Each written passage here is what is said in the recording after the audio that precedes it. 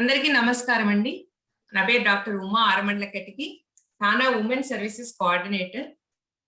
నిన్న ఇండియాలో national girl child day celebrate చేసుకున్నాము. ఆడపిల్లల ఎడ్యుకేషన్, హెల్త్ అండ్ న్యూట్రిషన్ మీద ప్రజలకు అవగాహన కల్పించడం కోసం ప్రతి సంవత్సరము జనవరి 24న సెలబ్రేట్ చేసుకోవటం చాలా సంతోషం. అలాగే రేపు ఇండియన్ రిపబ్లిక్ డే కూడా జరుపుకోబోతున్నాము, జనవరి 26. మీ అందరికి ముందుగా రిపబ్లిక్ డే శుభాకాంక్షలు. పాలిటిక్స్ లో ఈ దేశంలో మహిళల శాతం చూస్తే ప్రపంచ దేశాల్లో ఎక్కడా లేనంత తక్కువగా ఉంది. క్రితం దశాబ్దంతో పోల్చుకుంటే ఇప్పుడు మహిళలు వర్క్ ఫోర్స్ లో కొంత పర్సంటేజ్ కనిపిస్తున్నారు. అమెరికాలో 51% ఉమెన్ ఉన్నారు, కానీ ఎలక్టెడ్ ఉమెన్ అఫీషియల్స్ 23.6% మాత్రమే. ఉమెన్ నాకు పాలిటిక్స్ అంటే ఇంట్రెస్ట్ లేదు, పాలిటిక్స్ ఆడవాళ్ళకి కాదు అని చెప్తూ ఉంటారు. కానీ పొలిటికల్ గా ఎలక్ట్ అయిన వారు తీసుకునే డెసిషన్స్, పాలసీస్ మన లైఫ్ ని ఇంపాక్ట్ చేస్తాయి. మహిళకు నిర్వచనం అందం, సామర్థ్యం మరియు సహనం అని అంటారు. మనం మన లైఫ్ లో చాలా రోల్స్ ని చాలా సమర్థవంతంగా నిర్వహిస్తాం, కానీ పాలిటిక్స్ అనేసరికి దూరంగా వెళ్తున్నాం. Ruth Bader Ginsburg, associate justice US supreme court, ఆవిడ ఏమన్నారంటే, women belong to all places where decisions are being made. ఆవిడ చెప్పింది 100% కరెక్ట్ అండి. మనం కూడా డెసిషన్ మేకింగ్ లో తప్పకుండా పార్టిసిపేట్ చేయాలి. అలా జరగాలి అంటే మీరు మీ డాటర్స్ ని మీరు ఎంకరేజ్ చేసి పాలిటిక్స్ లో రావడానికి ఎంకరేజ్ చేయాలి. చదువులు, ఆటల్లో ముందు ఉండటమే కాకుండా పాలిటిక్స్ లో కూడా ప్రెజెన్స్ ని చాటుకోవాలి. అటువంటి పాలిటిక్స్ లో ఎంతో ఉత్సాహంగా దూసుకుపోతున్న మన తెలుగింటి ఆడపడుచులైన అరుణా మిల్లర్ గారిని మరియు పద్మా కుప్ప గారిని ఆహ్వానిద్దాం. వారిద్దరూ తెలుగువారు కావటం మనకు గర్వకారణం. ముందుగా తానా ప్రెసిడెంట్ శ్రీ అంజయ్య చౌదరి లావు గారిని మాట్లాడవలసిందిగా కోరుచున్నాను. Anjay garu. Thank you and ధన్యవాదాలు ఉమా గారు.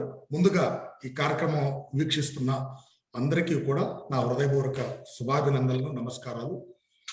అయితే ఫస్ట్ మనం ధన్యవాదాలు తెలుపుకోవాల్సింది ఇద్దరు వ్యక్తులకి, అలాగే అరుణా మిల్లర్ గారికి ముఖ్యంగా, అలాగే పద్మ కుప్ప గారికి. సో ఇటువంటి గొప్ప కార్యక్రమానికి శ్రీకారం చుట్టిన మా ఉమెన్స్ కోఆర్డినేటర్ డాక్టర్ ఉమా గారికి, అలాగే Raja Kaskurthi community service coordinator, అంటే మీరు ఫ్లైయర్లు చూస్తే they are the coordinators for this program. వీరికి మిగతా లీడర్షిప్ నుంచి కూడా అన్కండిషనల్ సపోర్ట్ అందరికీ ఐ వాంట్ టు థ్యాంక్. అలాగే ఈ ప్రోగ్రామ్ కి మా ఈవీపీ నిరంజన్, అలాగే మిగతా అందరూ కూడా ఆర్వీపీస్, అలాగే అందరూ కూడా రావడం చాలా ముదావహం. సో ముఖ్యంగా క్లుప్తంగా తానా ఎన్నో సేవలు చేస్తూ ఉన్నా ఇది డయాస్ కాదు. ఈవేళ ముఖ్యంగా మహిళా సాధికారిత మీద మనం మాట్లాడుతున్నాం ఈ డయాస్ ని ప్రత్యేకంగా. సో మనం ఈవేళ ఉమ్మగారు చెప్పారు, ఈవేళ మహిళలు ఎంపవర్మెంట్ ఆల్రెడీ కొంత పురోగతి మనం సాధించాం, ఎంపవర్మెంట్ ఫర్ ఉమెన్ అనేది. కానీ రాజకీయాలు అంటే పాలిటిక్స్ లోకి వచ్చేసరికి మనం విమెన్, మన మహిళలు, మన ఆడపడుచులు వెనకబడిపోయారనేది నిర్విధాంశం, అలాగే ఇది సత్యం. సో ఆ డైరెక్షన్ లో మనం ఇది ఒక స్టెప్పింగ్ స్టోన్ గా మనం తెలుగు కమ్యూనిటీని, అలాగే Indian community in general and Telugu in particular మనం ఫోకస్ చేసి మన తెలుగు వారు, అలాగే మన భారతీయులందరూ కూడా మనకి సాధ్యమైనంత సహాయం చేస్తూ వాళ్ళని ఎంకరేజ్ చేయాల్సింది. అది మాట సహాయం కావచ్చు, అలాగే వర్డ్ ఆఫ్ మౌత్ తో పాటు మనం what ever it is respect of anything మనం తెలుగు వారిని ఎంకరేజ్ చేస్తే బాగుంటుంది అనేది అట్లీస్ట్ నా నుంచి తానా నుంచి మన విన్నపం across all the parties. So we are not affiliated to any political thing, but at the same time definite గా ఎవరైతే ముందుకు వస్తారో, ఎందుకంటే దైనందిన జీవితంలో వాళ్ళ రంగాలు మీరు చూసుకోండి, ఇంట్లో వాళ్ళ తల్లిగా, అలాగే అంటే స్పౌస్ గా వాళ్ళ బాధ్యతలు అన్ని కూడా వాళ్ళు సక్రమంగా చేస్తూ తర్వాత ఇంత టైం పెడుతున్నారంటే వాళ్ళకు వ్యక్తులు కాదు, ఈవేళ కమ్యూనిటీలోకి వచ్చి సర్వ్ చేయాలని వచ్చిన ప్రతి మహిళ కూడా ఒక శక్తి, సమూహ శక్తి. అది మనం గుర్తుంచుకోవాలి. అందరికీ కూడా మనం అన్కండిషనల్ సపోర్ట్ ఇవ్వాలి.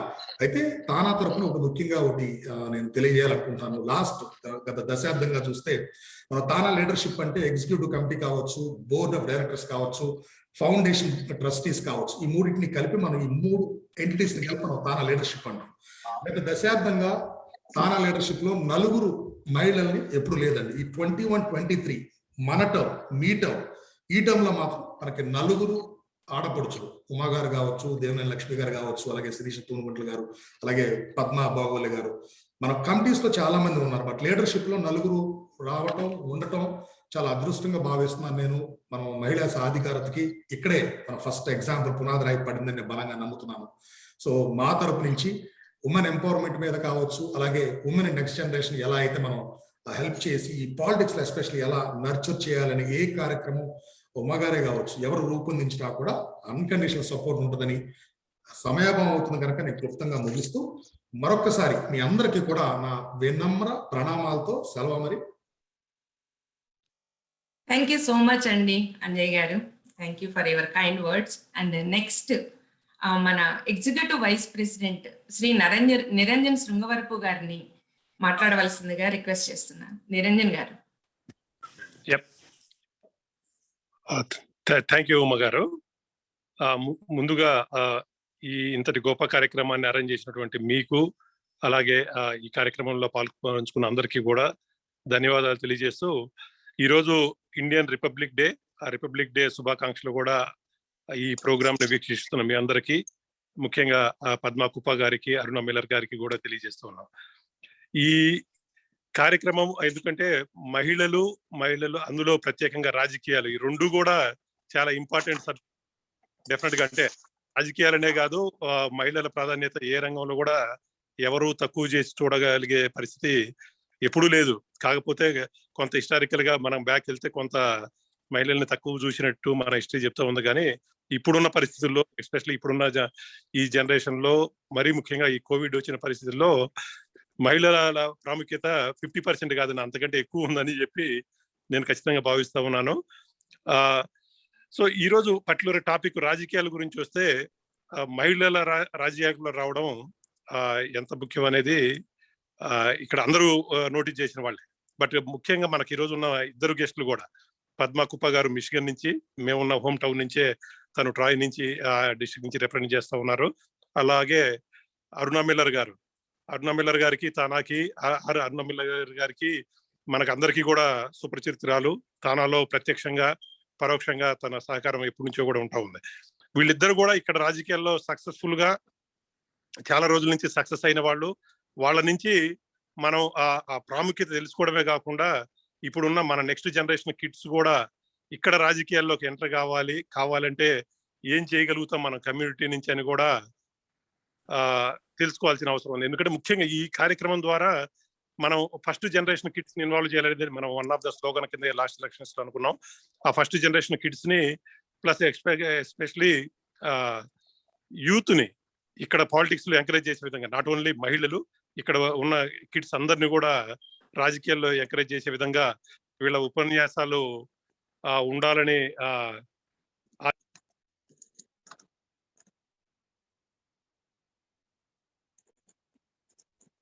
డిస్కనెక్ట్ అయినట్టున్నారండి. నిరంజన్ గారు డిస్కనెక్ట్ అయినట్టున్నారు. ఫోన్ డెడ్ ఏమో అండి. అదే ఫోన్ డెడ్ అయినట్టుందండి. ఇప్పుడు పాస్ట్ ప్రెసిడెంట్ జే తాళ్ళూరి గారిని మాట్లాడవలసిందిగా రిక్వెస్ట్ చేస్తున్నాను. జే గారు. అందరికీ నమస్కారం అండి. ఒక చక్కటి కార్యక్రమాన్ని ఏర్పాటు చేశారు. ఈ కార్యక్రమంలో మన మహిళలు ముందుకొచ్చి ఈ రాజకీయాల్లో మహిళల పాత్ర, ఈ కాన్సెప్ట్ బాగుంది. అలాగే మన పాల్గొన్న ప్రతి ఒక్కళ్ళకి ప్రత్యేకమైన ధన్యవాదాలండి. అలాగే ఈ కార్యక్రమాన్ని ఏర్పాటు చేసిన టీం అందరికీ పేరు పేరున ప్రత్యేకమైన ధన్యవాదాలు. అలాగే ప్రెసిడెంట్ అంజయ్ గారికి, ఎగ్జిక్యూటివ్ వైస్ ప్రెసిడెంట్ నిరంజన్ గారికి and rest of the team అండి అందరికీ. అలాగే అరుణ మిల్లర్ గారితో తానాకి చాలా దగ్గర సంబంధం ఉంది. ఆవిడ తానా కార్యక్రమాల్లో రావటం కానీ, మనందరికీ చేయటం కానీ, అలాగే పద్మా గారి గురించి కూడా లాస్ట్ ఫ్యూ ఇయర్స్ నుంచి వినటం జరుగుతుంది. మరొకసారి ఈ కార్యక్రమంలో పాల్గొన్న ప్రతి ఒక్కరికి ధన్యవాదాలు తెలుపుకుంటూ సెలవు తీసుకుంటున్నాను. Thank you. మాకు బోర్డ్ మీటింగ్ ఇంకోటి ఉందండి, దాంట్లో బిజీగా ఉన్నాం, అందుకనే we have to leave. Thank you, Andy. Thank you so much అండి జయ్ గారు, థ్యాంక్ యూ సో మచ్. తర్వాత రాజా కస్కుర్తి గారు కమ్యూనిటీ సర్వీసెస్ కోఆర్డినేటర్ ఉన్నారండి. తన ప్రెసిడెంట్ గారికి, ఎంటైర్ లీడర్షిప్ కి నేను థ్యాంక్స్ చెప్తున్నానండి. రాజా గారికి కూడాను మీ ఇద్దరం కలిసి చేసాం ఇది. ఎంటైర్ లీడర్షిప్ అండ్ ప్రెసిడెంట్ గారు మీ యొక్క సపోర్ట్ కి, ఎంకరేజ్మెంట్ కి ధన్యవాదాలు. అంతేకాకుండా మన ఉమెన్స్ ఫోరం కూడా, లేడీస్ అందరికీ కూడా చాలా థ్యాంక్స్ చెప్తున్నాను for your support and encouragement. ఇప్పుడు నాతో పాటు ఈ సెషన్లో women's forum national cochair Hema Addanki garu కూడా ఉన్నారు. ఆవిడ కూడా నాతో పాటు పార్టిసిపేట్ చేస్తారు. ఆడియన్స్కి మీకు ఏమైనా క్వశ్చన్స్ ఉంటే చాట్ బాక్స్లో మీరు టైప్ చేస్తే మనము ఈ సెషన్ ఎండింగ్లో క్వశ్చన్ అండ్ ఆన్సర్స్ చూద్దామండి. ఇప్పుడు మన ఆడపడుచుల ఇన్స్పైరింగ్ జర్నీ గురించి మాట్లాడే ముందు వాళ్ళ యొక్క ఇంట్రడక్షన్ కొంచెం మనం విందాము. ఫస్ట్ అరుణా మిల్లర్ గారు. Aruna Miller has devoted her life to public service and removing systemic barriers to opportunity. Her family immigrated to the United States from India when she was 7. She graduated from University of Science and Technology with a degree in civil engineering and chose a life of public service in Maryland, spending 25 years working at the local Department of Transportation in Montgomery County to improve the safety of the public and alleviate traffic, and creating equitable transportation access to connect people to opportunities. From 2010 to 2018, she represented District 15 in the Maryland House of Delegates, where she worked her constituents to create legislation to invest in STEM education, streamline the regulatory process for small businesses, and was a champion for working families, survivors of domestic abuse, and the environment.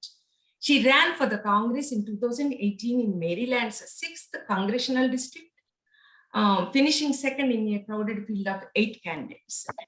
She lives in Montgomery County with her husband Dave, where they raised 3 daughters. Welcome to the session, Aruna Garu. Thank you very much for coming. My pleasure, Andy. Thank you for inviting me. Thank you. Hema? Thanks, Uma Garu. It's a great honor to introduce Mrs. Padma Guppa. Padma Guppa has been a community leader in southeastern Michigan, where she moved with her family nearly 25 years ago, and is currently serving her second term in the State House of Representatives.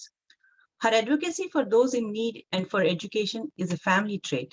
Guppa attended American public schools during the 1970s, completed the bachelor's in NIT Warangal, India in the 80s, and returned to the US in 1988 as a foreign student, and eventually became an US citizen.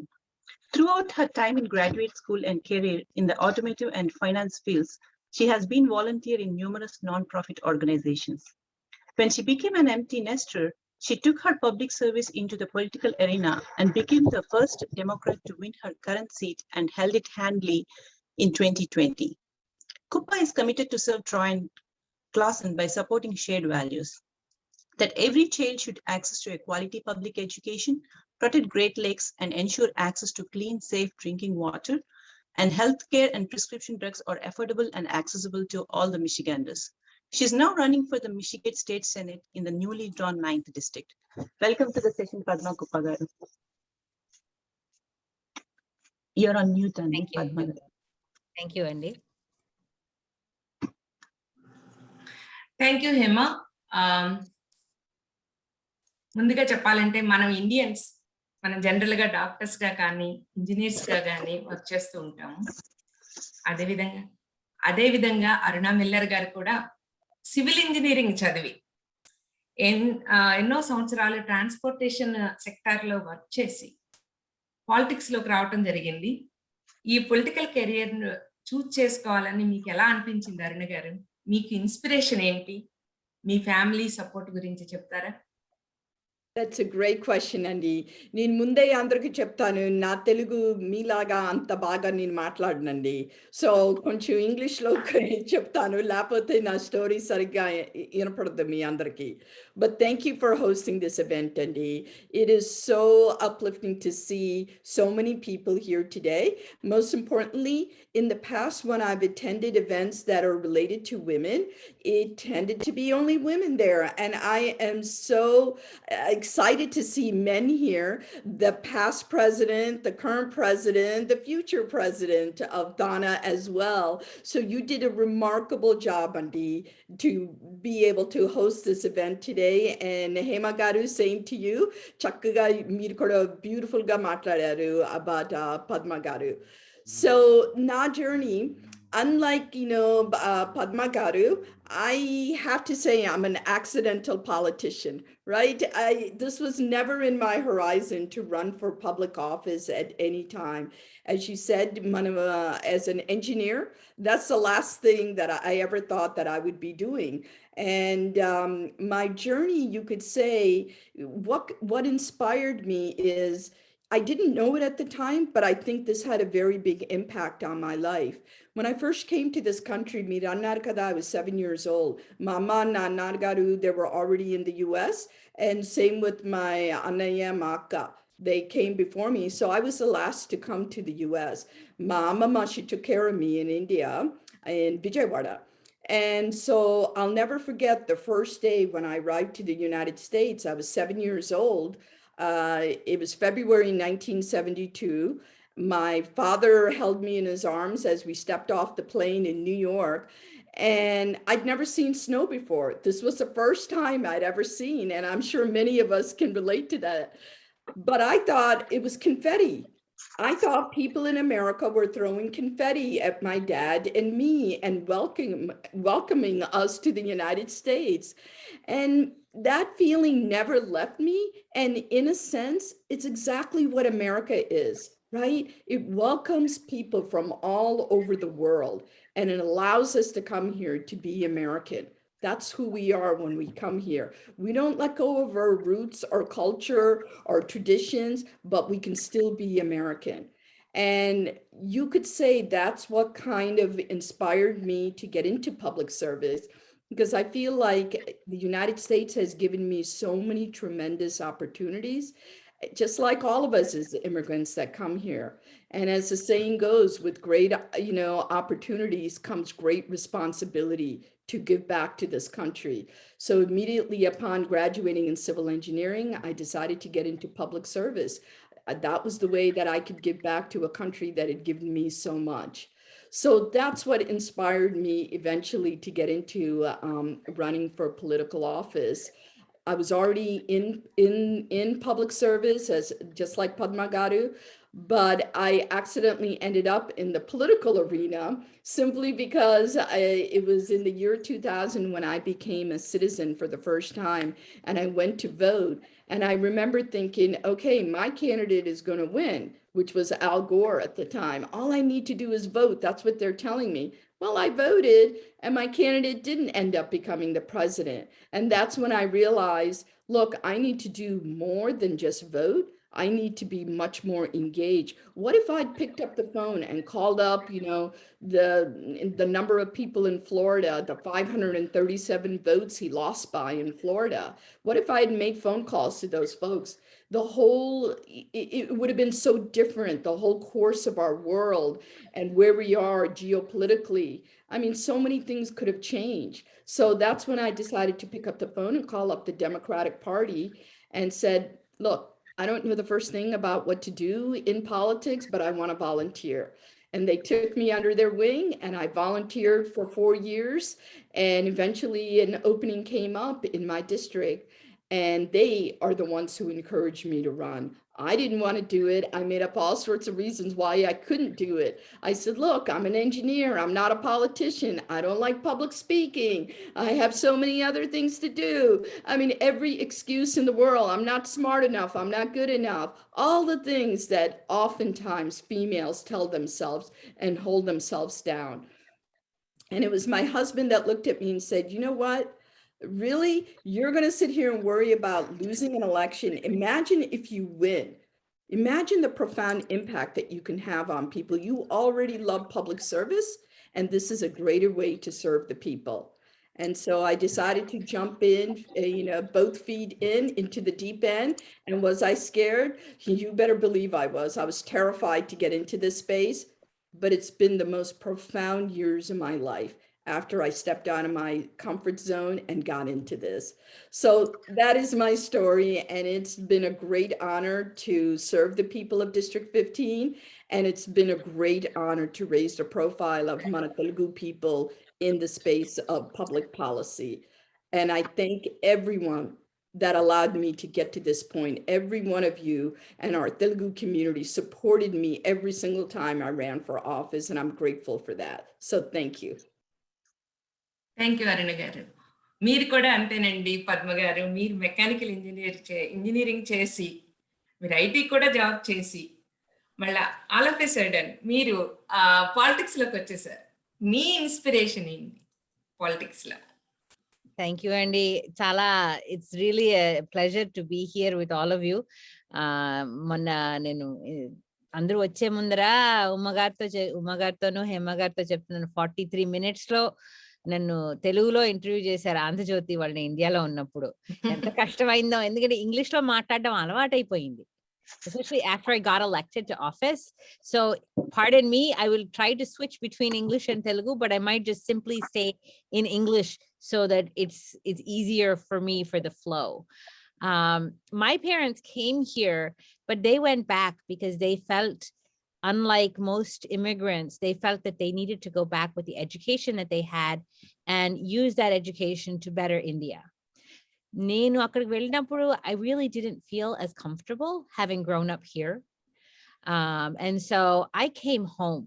For me, coming back to America in 1988 with a foreign student visa, with a bachelor's in mechanical engineering, I wanted to make my career happen here and whatever else life had in store for me.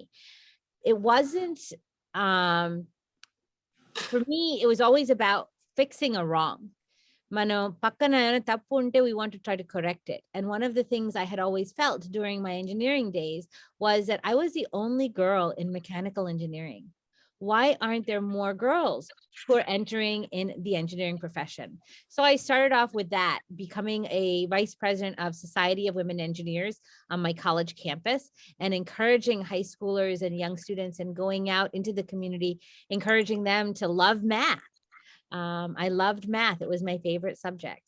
And so from there, as I got married and eventually had children, my husband is also an engineer. He's also from Hyderabad, and he speaks Telugu. And he and I moved to Michigan because we wanted to work in the auto industry.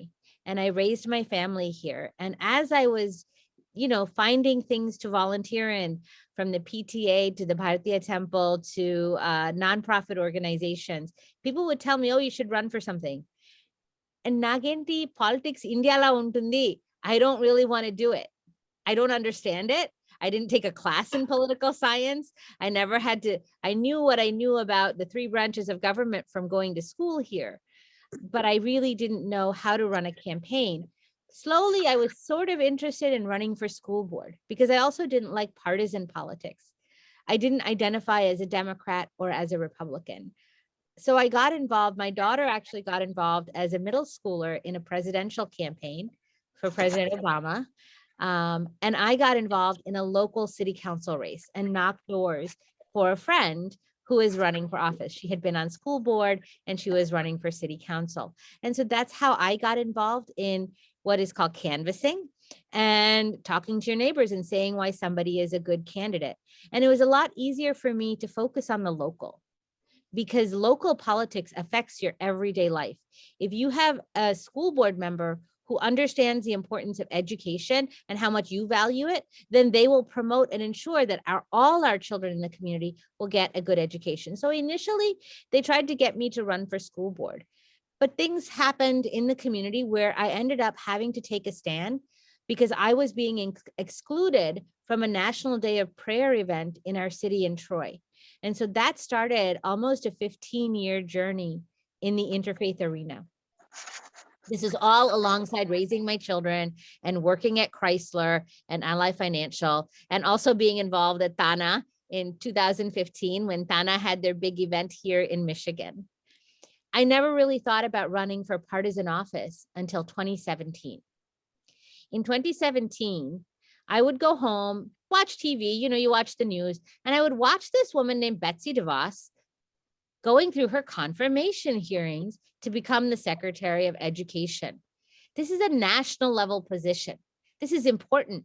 I think education is probably the most important thing we can give a child, whether the child comes from a family like a Telugu family like ours, or from a poorer neighborhood, or from a wealthier neighborhood. It doesn't matter. All children deserve access to opportunity, which only education can provide. Then Betsy DeVos was going there. She had never had any background. She had never had a child go to a public school. She herself had not gone to a public school. And she had actually funded politicians in Michigan who had actually been harming our public education system. And so మా నాన్నగారు phone చేస్తే all politics are local అని ముందరి నుంచే చెప్పాను కదమ్మా అని చెప్పారు. So at that point, I realized that I needed to run for office. And that was when I started a journey. How do I run for office? How do I raise the money? Because we're afraid to ask. How do I knock doors for myself as a candidate? Because people might not like me. I'm a Democrat. I live in a Republican district. How do I convince them that I would make a good representative to go fight for public education in our state legislature? Because that's where we make the most decisions about public education funding. And so that's what I did. I quit my job in 2018 so I could focus on this full time, because flipping a seat, this is not an easy thing to do. And so that is what I did in 2018. And I am so grateful because I reached out to Aruna Miller during the early months of my campaign, and she was working on her congressional campaign. And yet she found time to connect me with some people I knew and some people I didn't know who were supporting her. And then that became the beginning of a friendship where I rely on her advice and talk to her. And this is what we want to do for others in our community. And I'm really glad to be here with all of you. Excellent అండి, excellent గా చెప్పారు మీరు. Women encouraging women and helping women అన్నది very important, మన encouragement అన్నది. అది కాకుండా ఒకటి అన్నారు పద్మ గారు, మీ నాన్నగారికి ఫోన్ చేశానని. మీకంటే పేరెంట్స్ ఇంపాక్ట్ చాలా ఉంటుందండి మన లైఫ్ లో, మన బ్రాటప్ లోనే ఉంటుంది. కొంచెం మీ పేరెంట్స్ గురించి చెప్తారా? షూర్. మా మదర్ ఏమో చిన్నప్పుడే పెళ్ళైపోయింది. అంటే బ్యాచిలర్స్ అసోసియేట్స్ అవ్వగానే బిఏ అంటారు కదా. సో తను అది అయిపోయిన తర్వాత నేను మా తమ్ముడు పుట్టాము. And then my younger brother passed away. So at that point, my parents decided, my father was a PhD from Andhra University in English. And so they decided that they would come to the United States so that he could actually see English in a native language society. So where English is spoken as the primary language. And so when he came, when I started going to kindergarten, he told my mother, why don't you study? You had aspirations. She wanted to be a doctor, but her father passed away and she hadn't gone to med school.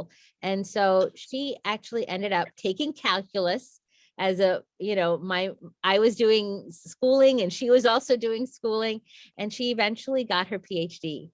And how she persevered as Chinnapuru, she never even went to a movie. She didn't know how to play cards when she got married. Very quiet. In fact, she tells me stories of when she came to the United States. She and I came together, and she was afraid seeing all the German ladies in the airport. తెలుగే వచ్చు, English ఎప్పుడు మాట్లాడలేదు, భయం వేసింది airport లో. నా కోసం పాలాడడానికి కూడా భయం వేసింది. So she really changed her life through education, through the encouragement of my father and many of the professors around her. She then went back to India and was a scientist, retired as a director level scientist in Hyderabad at CCMB, Center for Cellular and Molecular Biology. Both my parents are now retired. My father's 81. He's still a writer. But one thing that they've done after they've retired is continue to help others who need education, whether it's orphans, whether it's helping in situations where there is poverty and ensuring that they fund schools like that. And that really has set a standard for me that I should always help others acquire education. Excellent అండి, excellent. Arun గారు, మీరు మీ parents మీ మీద ఎలాంటి చూపించారు అన్నది? Sure, Andy. My parents are definitely my biggest inspiration, Andy. Not just my parents, Andy, but every immigrant that comes to this country, Andy. They leave everything that they know behind, their culture, their family, their familiarity, their language, their food. And similarly, in my parents' coda, they took a leap of faith, Andy, when they came to this country. They weren't comfort seekers, they were risk takers. And that's made all the difference in my life. From early onset, Andy, my parents taught me to always take risks. Don't search for comfort in life because it can only take you so far. When you take risks, you put yourself out there in a whole new world. You introduce yourself to whole different, scenarios. You meet new people. You're exposed to something you've never been exposed to before. And that's where you have your greatest personal, professional, social, emotional growth when you step out of your comfort zone and you take risks. So my parents, they're my foundation of who I am and where I am today. My nanagaru, he studied mechanical engineering in India and came here in the 1960s when, the US had changed their Immigration Act of 1965 and allowed a whole set of immigrants to come to the United States. They lifted the racial quotas. And so my dad was one of those that was lucky enough to come to the US, and he worked at IBM.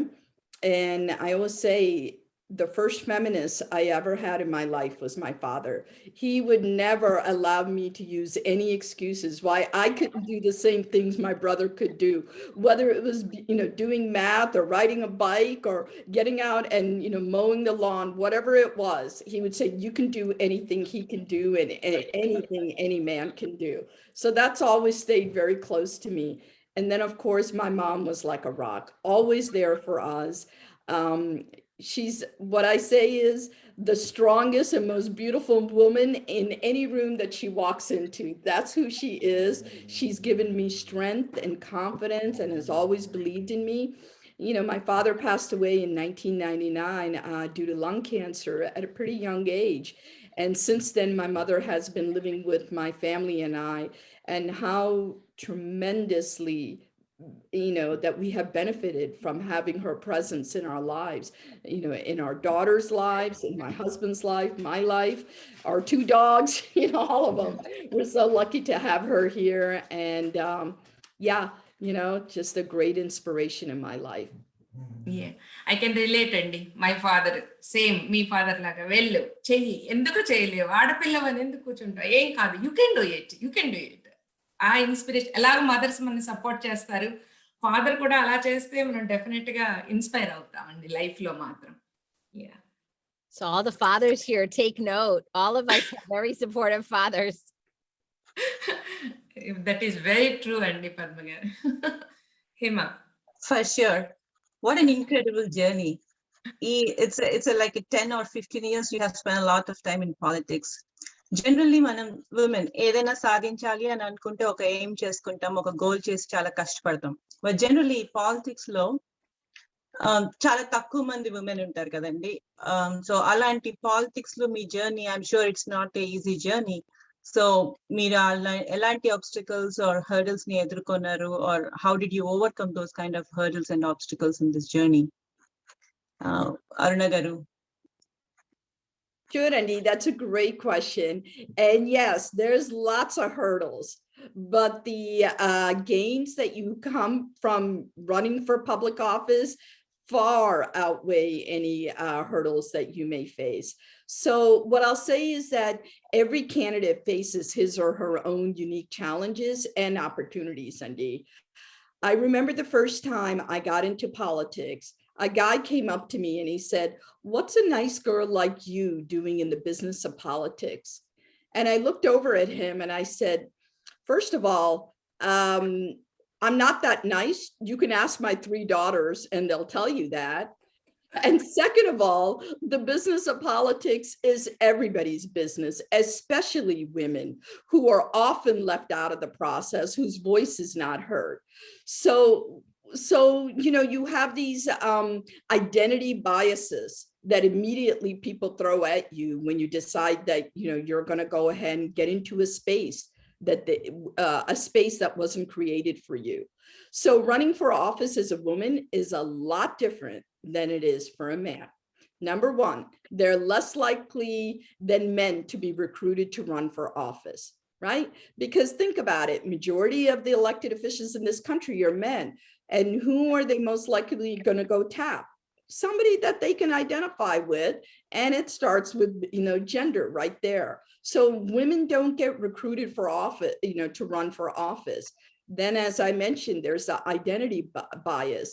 And then there's also the professional barriers. Padma Guppa and myself are engineers. These aren't your traditional fields that make it easy for you to get into politics. The professions that most often yield political candidates are law, business, education, and politics. Usually we're not involved in many of those type of arenas. And then also I think some challenges include the lack of political networks and political experience, right? Because the first time we're running, we probably didn't spend 15 years of our life in the political arena, in campaigning or canvassing, whatever it may be. Usually it's the first time you're actually stepping into this field. And then there's institutional barriers that favor male candidates. And then, of course, fundraising disadvantages. So there's a lot of things that go into when you're running for office that pose as barriers and challenges. And some of them also, I'll say, are things that we impose on ourselves. Number one, when you run for office, it's conflict-oriented environment. And that's something most people don't enjoy throwing themselves into a conflict-oriented situation. And then you need to get comfortable with public speaking. Believe it or not, that's one of the biggest reasons why people decide they don't want to go into running for office, because the sheer amount of public speaking, and most people are extremely uncomfortable with public speaking. And so was I, let me tell you.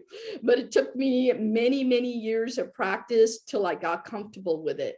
And then finally, most people don't like to ask for money.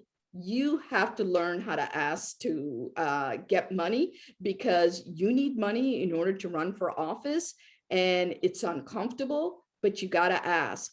And you have to tell yourself that people aren't giving money to you so you can go buy yourself, things. They're giving money because they're investing in our democracy. Remember that when you pick up the phone, if you should ever decide to run for office, that it's not you, it's about them investing in our democracy. So, and as I said, lots of challenges out there, but when you step out of your comfort zone, as I said, you have your greatest personal growth.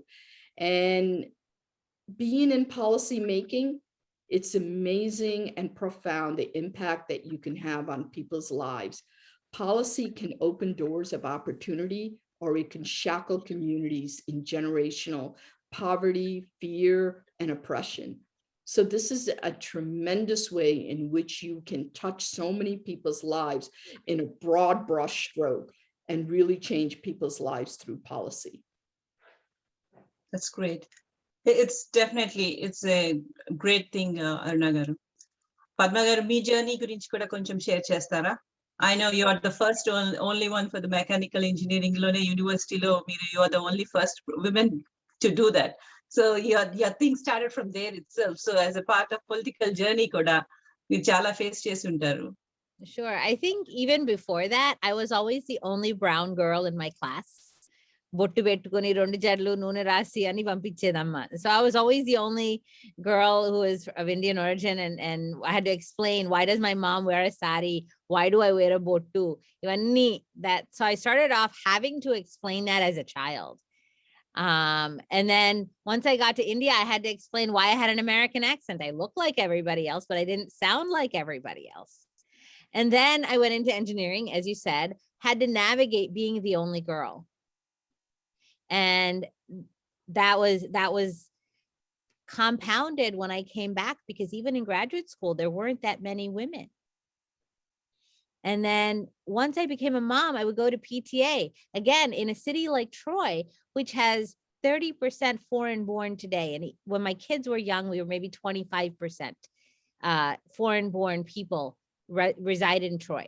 Not all of them are citizens. Many of them are on H-1B and in the process because we don't have good green card processes for immigrants. But I would be the only brown woman, and they would say, "Where are your people?" Because they wanted to know why other immigrants didn't come. And so I had to learn how to navigate these awkward questions. And then when I decided to start this interfaith group, when I met sort of the obstruction from participating in the city's National Day of Prayer event, I became the only Hindu in the room, because a lot of Hindus don't want to go out and be part of an interfaith organization, because most interfaith organizations are Jewish, Christian, and Muslim. And it's easy for them to define what is their religion. They have a founder, they have a book, they have prescribed commandments. Try to explain Hinduism to anybody. It's really complicated. Some people don't have belief in a single God. On another side, people can even be atheists. So we go from being atheists all the way to being polytheists. And so there's no single founder. So I had to do all of this negotiating, navigating these spaces, and figure out how to tell my story and how to convince people to work together. And I think that's really one of the things that helped me, because once I got into office, especially, I saw how much my ability to seek common ground with others, even though I was different, really helped me. So we are in a chamber in the House where the majority is Republican. And so I still have to negotiate with people who are different, who think differently from me. And so it's really a huge advantage, whether it's at the doors or in the chambers, in the legislature. I think this is a real opportunity, because by working together, by investing in our shared values, and as Aruna said, when I call people, I wasn't as uncomfortable as I expected I would be, because I had volunteered for so many nonprofits where I asked people to support the nonprofit by donating. All of you support causes. You're not asking for money for yourself. You're asking money for that cause. You're giving money for that cause. The democracy that we live in is vulnerable. And unless we invest in it, unless we ask people to share our values, whether it's about education or making sure that people who don't have access to prescription drugs or healthcare have access, because we want to have a good society. We want to make sure that nobody faces what happened in Flint, in Michigan, where children got poisoned because we didn't check our water supply. We didn't have good water infrastructure. This is something that I think is part of our American dream that we all came here for. And we want to ensure that it's there for everybody who lives here, not just for, one little segment. And so I think we're really in great places, whether you're in office, whether you're thinking about running for office, or whether you're supporting someone who shares your values. And I think that's what we've done together with all the support that we've gotten from the community. Great. Uma garu. Excellent అండి, excellent Padma గారు and అరుణ గారు, బాగుందండి. మీరు చెప్పినవన్నీ 100% correct. Everybody will have to face.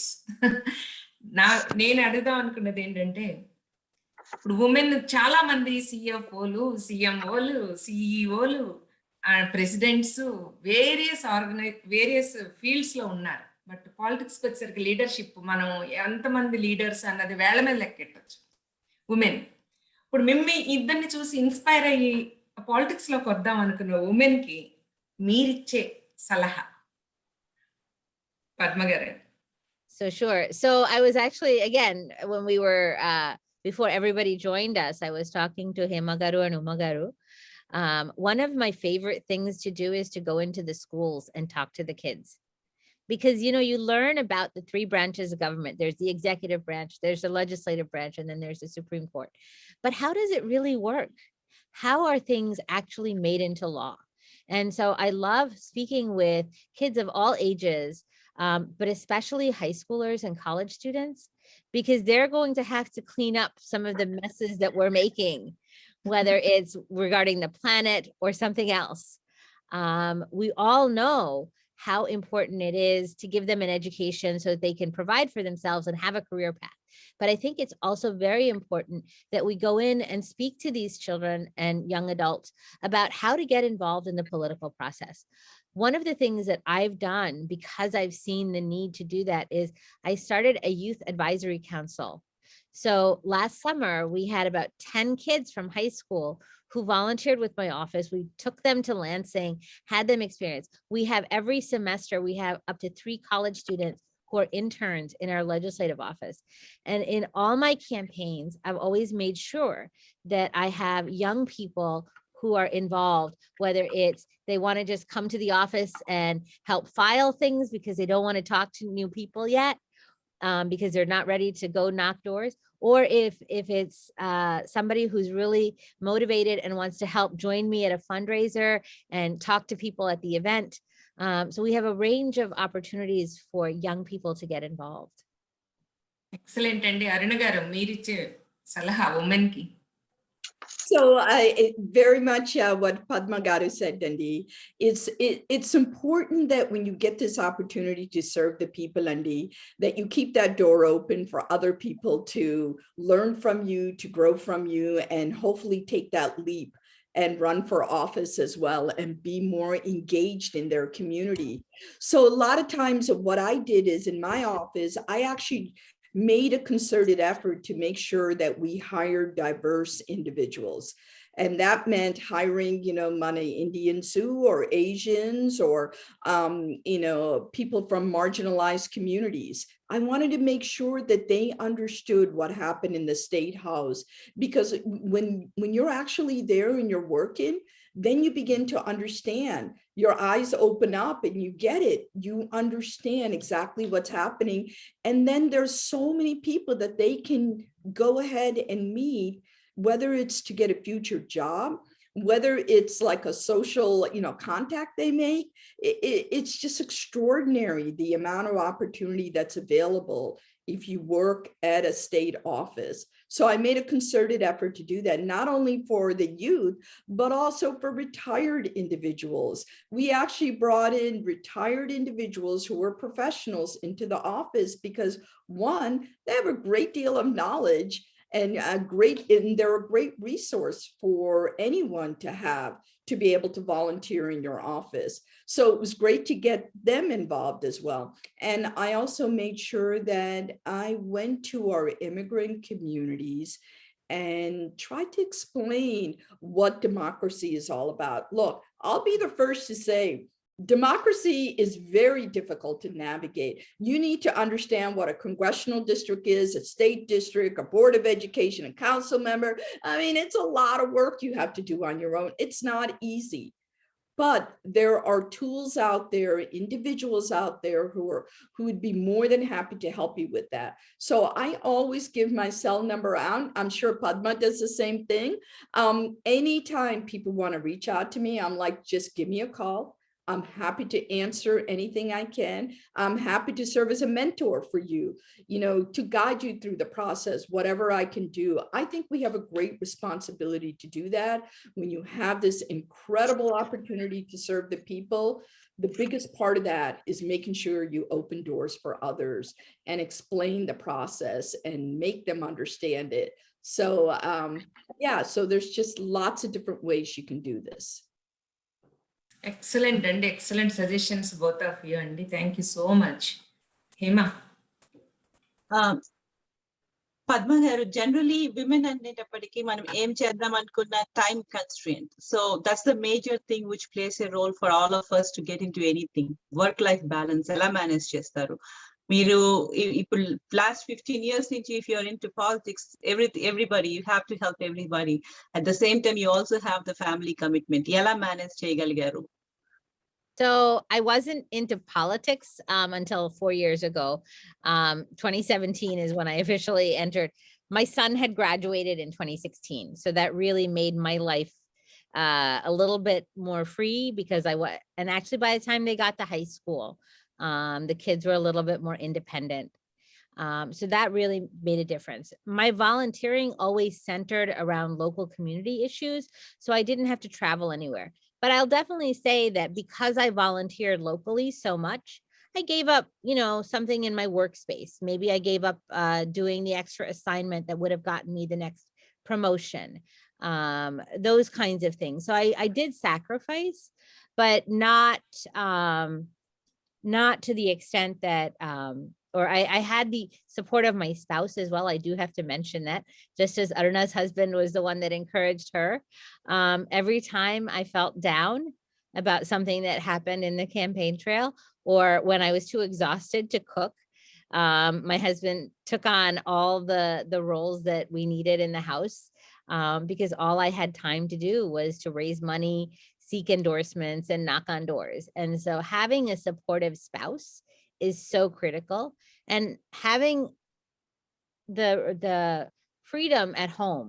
So I think that if we had had more family support at home, my parents live in India, so they don't, and my in-laws do too. So we didn't have that kind of support in our home. So I think it was harder for me as a first generation immigrant. But I think that our children, because all of us are here, should have the family supports infrastructure that they need if they want to do these things much earlier than when I started. Sure, that's a great thing, Andy. Aruna garu, in your opinion, how do you?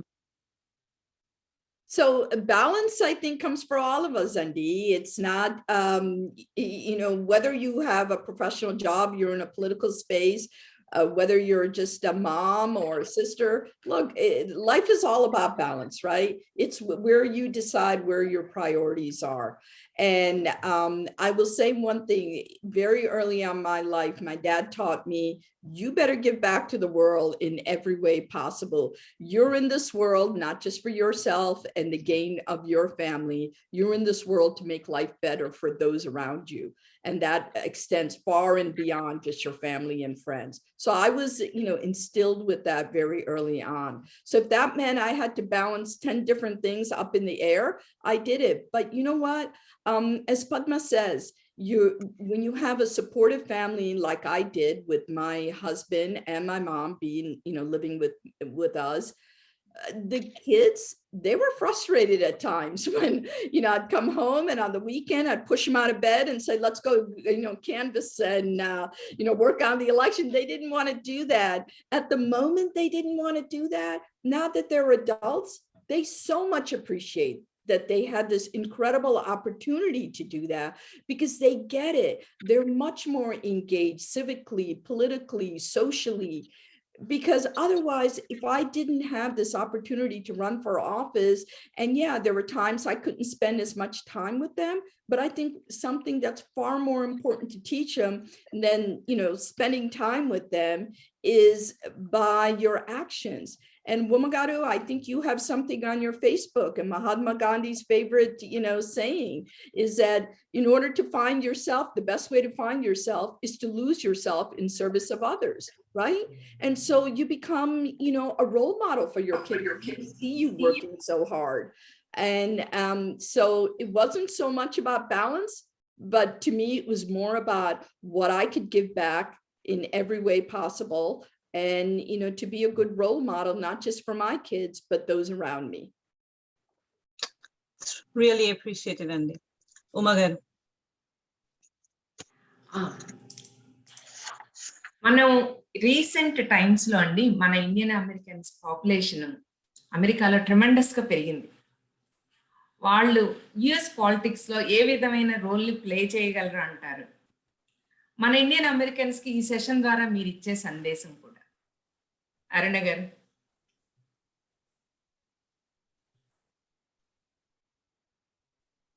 She's muted.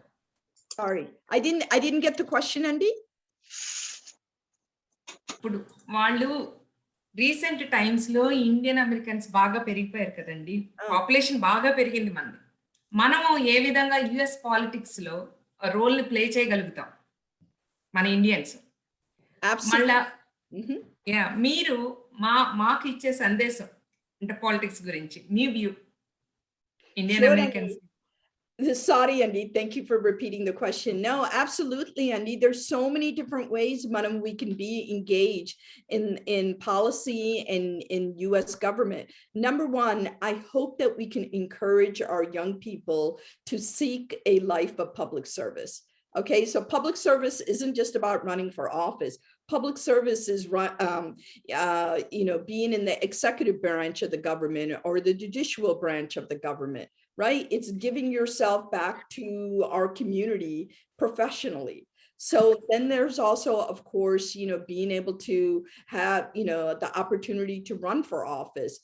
But when it comes to policy, Andy, and if you want to make an influence in that area, the biggest thing that I would say, Andy, is one, either join an advocacy group that speaks to the policy that's important to you, and you can volunteer. So it's like the birds of the same feather flock together, right? You learn from the people who have similar values as you, believe in similar policies as you. So if you volunteer for an organization, it's an opportunity for your voice to be heard. Two, you should also never, ever forget, contact your local elected officials. Most people, everybody thinks, oh my gosh, I can't call, the elected officials are so busy, they don't have time for me.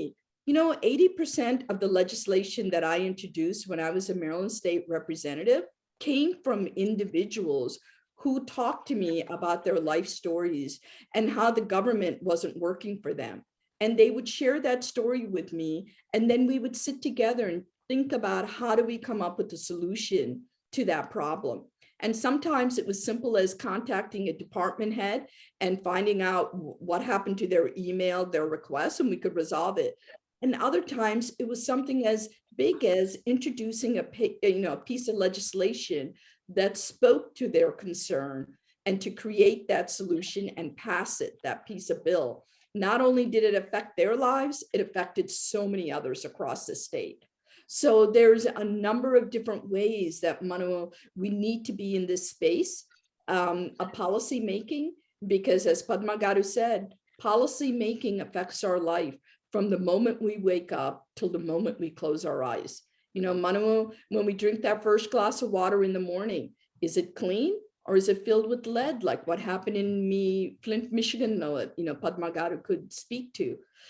When we send our kids to schools, are the schools equipped with the resources they need to succeed? Guess who makes that decision? Policymakers. How much funding goes into schools? When we get on the roads and drive, are the roads congested? Guess who makes the decision how much, whether we should invest in the highway infrastructure or not?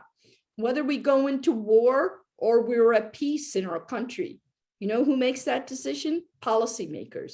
That's why, Manu, it's so critical that we be a part of it. And there's a number of different ways we can be part of it. Thank you, Andy. Thank you, Padma Guppa. Me view. Yeah, so you talked about how many more Indians are here in America. So I want to make a distinction that there are Indians who are here who are not able to fully participate in our democracy. There's nearly between 800 and 900,000 Indians who are still stuck in the green card backlog. And then there are those who are here on H1 or F1 or J1. Recently, I visited my parents in India, and I saw a building in Hyderabad in high-tech city. Study in the US, live in Canada. People are not happy to stay here when they can't get their green card. So that's one thing, that we have to have a voice. We have to go and advocate on these issues.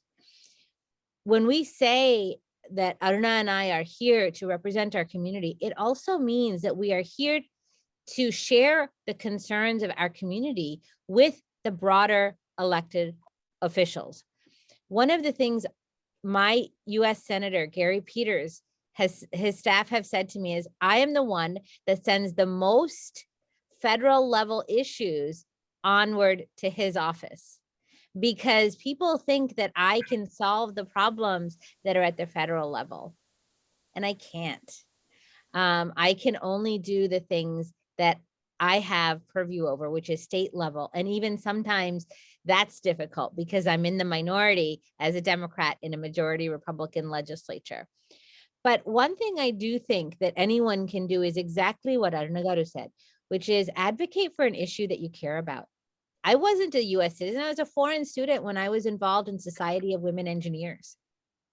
And I would go into the schools and help young women want to become engineers or like math. And so I think that's something that anyone can do. We have a really simple issue here in Troy that we've been fighting for 20 years. Ma pakka ఊర్లో cricket ground ఉంది. Ma pakka ఊరు ఇంకో పక్క ఊరేమో they're building 2. ఇప్పటిదాకా Troy has so many people of Indian origin, we don't have a proper cricket ground.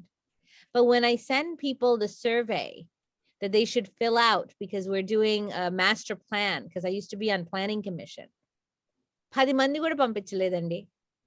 This is where we need to fill out surveys. We need to take the time to let people know. This is not in our nature. As Aruna said, we don't want conflict. We don't want to ask for anything because we want to do it ourselves. But there are some times that if we want something, we have to get involved. We have to speak out. And so it's really important that you recognize where you can go to get something done. I've had coffee hours and I've had a group of 20 Indian parents come to me and say, we need an extra bus stop in our subdivision. So I'll take their folder, I'll listen to them and I'll say, I'm not the person who can do that. This is your school board. And so knowing who to reach out to, learn from the kids. The kids know. And so I think it's really important that we become informed on how to engage in the society that we're living in. And I'm really proud of everyone at TANA that's making an effort to engage people like me and Aruna, because this is how we learn as a collective and become stronger and help the democracy that we live in. I want to leave you with one little note about how our understanding of politics. When I decided to run, one of our Indian American friends asked us, so how much is the party giving you? For me to run, I had to raise $300,000. The party didn't give me anything. They supported me once I raised that money and they also invested in me. But I had to come to the table first with strong financial support and strong community support from volunteers that came and knocked doors for me. Once I did that, then the party thought I was a viable candidate. And so I think that's something that we really need to understand is it's not like politics back in India. The politics here is very different. And having that awareness and building that awareness here is really important. Thank you so much అండి. మీరు చెప్పింది చాలా బాగుంది. కాకపోతే నేను ఇక్కడ చిన్న note add చేద్దాం అనుకుంటున్నాను. మీరు చెప్పారు మనం ఎక్కువ మంది గ్రీన్ కార్డ్ వాళ్ళు లేరు, ఓట్ చేయటానికి సిటిజన్స్ మాత్రమే కదండి ఓట్ చేయగలిగేది. బట్ ఎంతమంది సిటిజన్స్ ఓట్ చేస్తున్నారండి వచ్చి మన ఇండియన్స్? దట్ ఈస్ ద చాలా బ్యాడ్ ప్రాబ్లం అని నాకు అనిపిస్తుంది. ఓట్ చేయండి, it is our right. We have to go and vote. చాలా మందికి కానీ కొంచెం అది మీలాంటి వాళ్ళు కొంచెం చెప్పి మీరు కూడా వెళ్ళి ఓటు వేయండి అని చెప్తే అన్నా వస్తుందేమో inspiration. So I'm gonna take a comment on that one. I will tell you that is so important that we vote, and we vote in local elections. And what we've seen is that when people like us run for a local office, or somebody that we know runs for local office, we're more likely to go and vote. మనం వెళ్ళి president కోసం వేస్తాం లేదా governor కోసం వేస్తాం కానీ we have to go all the way down the entire ballot.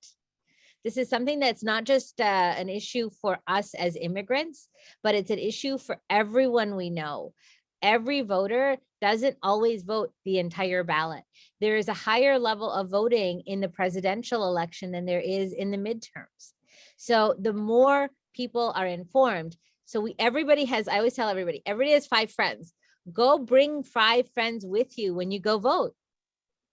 Make sure that they vote. Make sure that they're informed about who's on the ballot and what is on the ballot. It isn't just people that you're electing. We have ballot initiatives. One of the best things we did in Michigan is we voted on a ballot initiative to change our constitution to say that the legislature could not draw the maps. We now have an independent, nonpartisan redistricting commission. So the maps that we have going into 2022 are supposed to be more fair than the ones that have been gerrymandered in the past. Many states don't have that. We're very, very lucky. And that all happened because people went all the way down the ballot and voted on a ballot initiative. Yeah, that is true, Andy. అన్నగారు మీరు ఏమైనా add చేస్తారా ఈ vote చేయకపోవటం గురించి? That's a really important question that you raised, Andy, and it's been a long-standing issue. I think Padma Guppa can tell you and myself that we need to get our community to get out and vote, Andy. I think part of the problem lies with the fact that Manalu, we came to Idesum Kochamu, we've been extraordinarily successful in less than a generation. Right? Doctors who, IT professionals, business owners who, you name it. Mana, Satya Nadala, Miss America, we're in every field, we've been, and that's wonderful. But you know what? This didn't happen overnight, all these opportunities we got. It happened because people fought for, died for our ability to vote, for our democracy. And we have, incredible moral responsibility to add to this, but not just for us right now, but to the future generation. Yanti, we can't just come here and rest on our laurels and say, okay, I'm a doctor, my kids go to the best schools, we live in a nice neighborhood, we drive nice cars. No, you got to do a lot. What's going to happen? Democracy is so delicate. It's like on that, a pinhead of a needle. It can just a little bit and it'll topple over, and we're not going to have the rights that we have today if we're not, 100% engaged in what is happening in our nation. So we need to vote. If we want to have our children to have the opportunities and freedoms that we currently have, and we want them to have even more in the future, that means we need to go vote. Okay, that's essential. It's a moral responsibility for us to do that. Number 2, we have to vote in the primary, right? So many people think that they're voting and they get in the general election because they're not registered with a party. In most states, I'm not sure how it is in Michigan, but I can tell you in Maryland, if you're not registered as a Democrat or a Republican or a Libertarian, whatever it may be, you don't get to vote in the primary. And that's really important because most states lean either Democratic or Republican. So whatever happens in the primary is pretty much what's going to happen when you get to the general election. So you need to vote in the primary. And as Padma Guppa said, we get all excited about the presidential election. It's sexy. It's on television all the time. It's glamorous. But guess what? The president of the United States has very little impact on your life. It's the local elected officials, like Padma said, whether it's your Board of Education members, your council members, your state representatives, they're the ones who have the greatest impact on your life. Because you know why? Because you can pick up the phone and you can call any one of them and say, I got an issue with this. I want to meet with you and talk to you, and they'll meet with you. You can't do that with the president of the United States, with the vice president or the governor, rarely. I mean, hey, sometimes maybe the lieutenant governor when I get elected as lieutenant governor, but by and large, it's a lot more people they have to represent. So the smaller set of constituents a representative has to represent, the more likely you're going to have a face-to-face opportunity with them. They'll listen to you and they'll, do what you ask them to do. So, these are things that we need to be mindful of. And I just want to leave you with some of the most, the voters that get out the most of our ethnic groups. You have Black Americans, you have the Jewish community, and you have the Muslim community. You know why all of them get out and vote? Because they're groups that have been oppressed in society. They've been persecuted. So they understand the importance of voting, because whoever those people are that you elect to office, they're going to be writing a whole bunch of policies that are either going to give you more opportunities in life, or it's going to take more freedom away from you. They've been down that road. They know the pain. They understand that. And that's why they get out and vote every time. Not only that, but they go support candidates. So please, I ask you, support Padma. She like she said, the money just doesn't grow on trees for her to run for office. It requires every one of us to support her. Whether you give $10 or $5,000, that will help her get elected. And we need to also think about that you need to support your candidates. Thank you, Aruna Garu. Thank you very much. And congratulations and best wishes for your primary and as Lieutenant Governor of Maryland. Thank you. We wish you will become Lieutenant Governor. Thank you, Andy. Next question and answers ku veldamu. Hema? Yeah, what an amazing discussion actually, and lot of information to the community and the women. And ela cheyali voting anadi enta important, to policy making anadi enta important anadi. I know most of the people know, but it's coming from you, political leaders. Definitely, it makes a lot more sense to all of us. Yeah, let me just check quickly. One of the question, Andy, how do you like to see yourself in the US political map down the line? Padma Garu. I'll say this right now, for me, the eye is like Arjuna, who looked at the eye of the bird. For me, November 8th, 2022 is all about Senate District 9. After that, we'll think about what comes next. But right now, that's the eye of the bird that Arjuna had. I have the eye on November 28th, November 8th, 2022 on Senate District 9. Good luck, and we are sure you'll be there, and we'll have one more session as a Aruna Garu. How about you, Auntie? Yeah, Andy, I am so grateful to even have been to where I am in my journey. Again, so many people made this happen, Andy, to the person I am today. Every one of you that are here, people that have supported my campaign in the past. But my hope also is, much like Padma Garu, November 8, 2022, I hope to be the next Lieutenant Governor of the state of Maryland. And our ticket is quite historic, Andy, because Maryland has never had anyone but a white male as a governor. My governor that I'm running with, the candidate, his name is Wes Moore. He is a Black American, and he picked an Indian American as his running mate. So you can just imagine some of the pushback that he got. Look, is that really a good choice to have two people of color on a ticket? Is that going to turn people off? And you know what he said? He said, anybody that's not going to vote for our ticket because there's two people of color was somebody that would have never voted for me in the beginning anyway. So remember that. You have to be bold. You can't just let the status quo and conventional wisdom, dictate what's going to happen to us in the future. I don't think people vote like that. I think people vote based on whether they share common values with you, what vision you're sharing. It's got nothing to do with your skin color or your gender. And that's what we need to do. We need to inspire people to come out and vote and feel like they're part of the system, they're part of the process. And that's what we plan to do. So I hope I can join Padma Garu when she becomes the next senator for District 9. Is that it? Yes. And then we become a lieutenant governor in Maryland. So let's hear for the Telugu people. Sure. Nice. Very nice, Andy. I have one more question here, Andy, from Prakash Garu. How can organizations like TANA help our Telugu American candidates running for office? Oh boy, could I name you a million ways you can help us.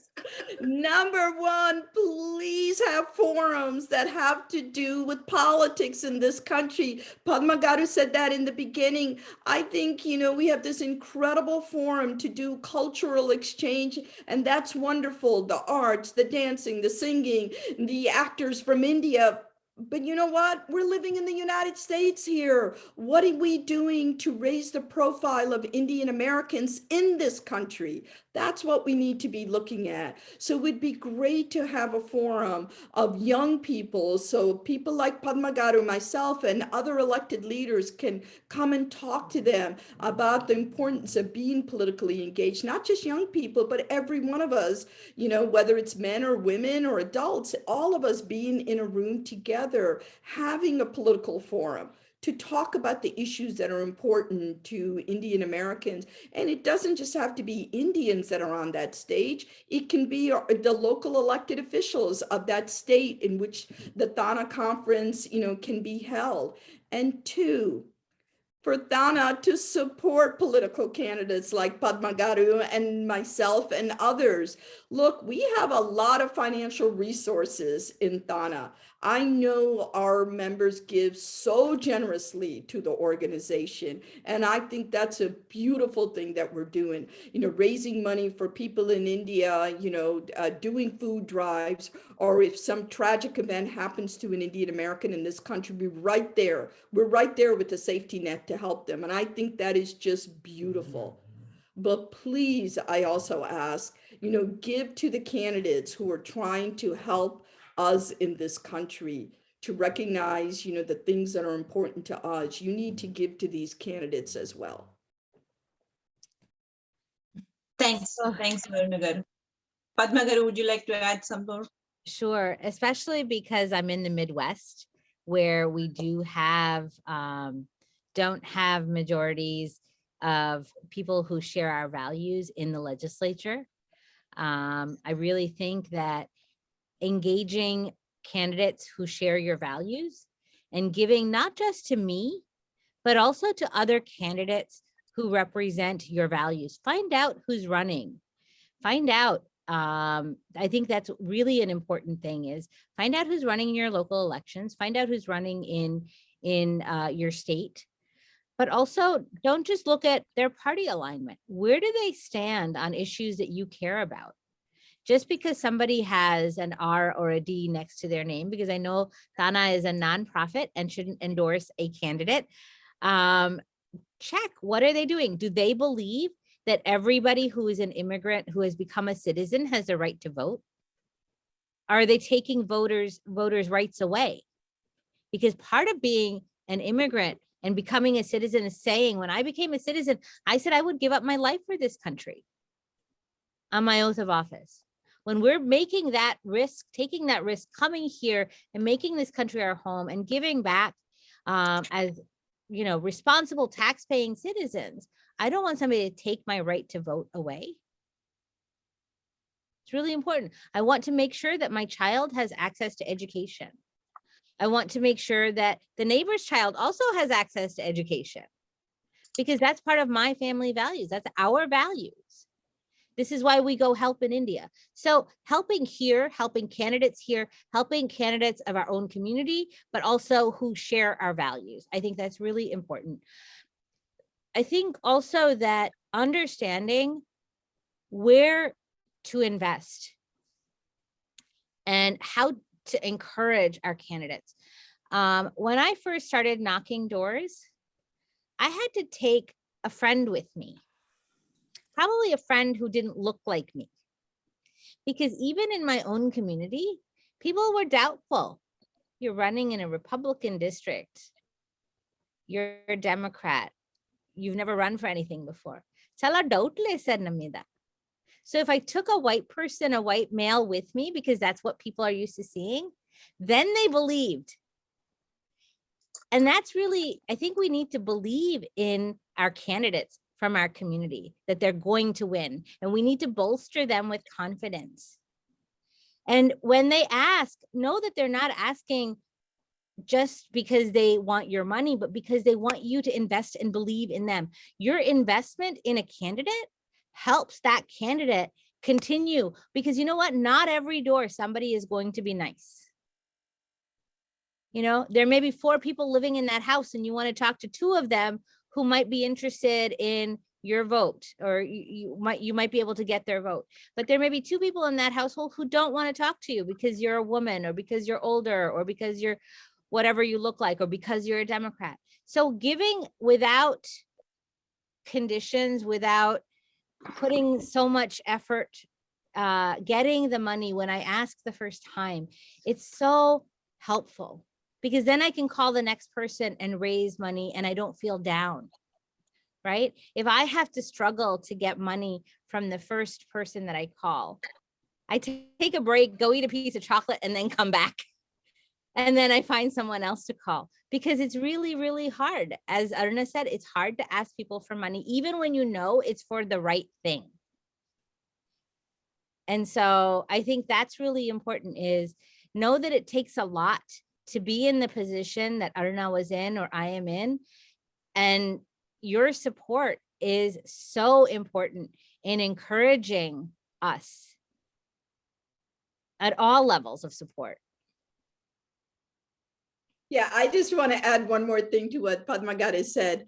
The best part, when somebody like Padma or I give you a call and say, hey, can I count on you to make a contribution? If you say yes and you do it right there, we won't bother you again for quite some time. But if you think about it, we'll keep bothering you, calling you, harassing you.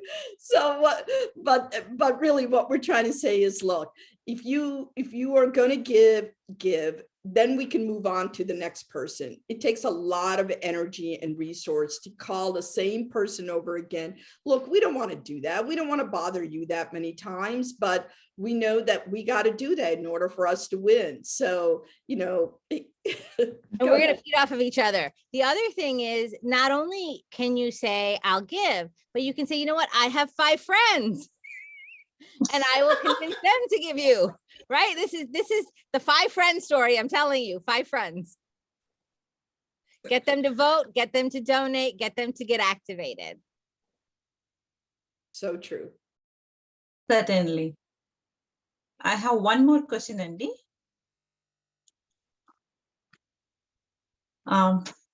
Yeah, we see a lot of money involved in politics. Is career in politics only for those that are super rich? No, I am not super rich. I am not super rich. And I will tell you, I spoke with many other elected leaders. It has been historically where people with money have the access to run because they've had access to political leaders, and so they're able to learn. But I think that that's something that I am a first-generation immigrant, and I put the energy into building the community relations that I had. And I think that's something that when I went and asked people for money, it's because I didn't have the money to run. I relied on the networks of people that I knew and the networks they knew. And that's how I ran. I think a person can run for any level of office if they have the desire. They just have to push through it. I think the higher level office and also flipping seats costs more money, but I still think it's doable even if you're not a millionaire. Sure, that clarifies, and it's a lot of people are holding on it, and this really helps, Padma Garu. Aruna Garu, do you want to add on that? Yeah, Andy, I'll say that, look, there's a lot of self-funders out there who are running for office, particularly the congressional race that I ran in. The gentleman spent $15 million 2 years prior running in a neighboring district, then came over to my district that he didn't live in and spent another $15 million of his own money, basically wrote a check for himself. Do you know how long it took me to raise $1.5 million? It took me over 1.5 years by making phone call after phone call after phone call where he just wrote himself a check. So that's why it's even more important that each of you be engaged, because when you take part in contributing to a candidate's race, that means your voice is being heard. When you have self-funders, the type of person that I had to run against, you think they're going to listen to you? Probably not, because guess what? They, wrote themselves a check and they got into public office and they're going to do what they want. But I owe it to every one of you when you make a contribution to my campaign.